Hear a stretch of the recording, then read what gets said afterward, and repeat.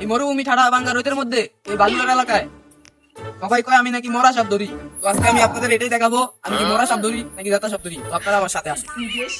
তারপর তুমি এইভাবে হাঁটবেন, দেখবেন কোন জায়গায় কি নরম জায়গায় জানি কত আমার কাজ। আমি কাপুইরা 5 বছরে দাঁতে আইছি, তুমি 65 বছরে দেয় তুমি। তারপরে এইভাবে দেখবেন কোন এলোমেলো জায়গা আছে কিনা। এই তো এটা একটা সূত্র,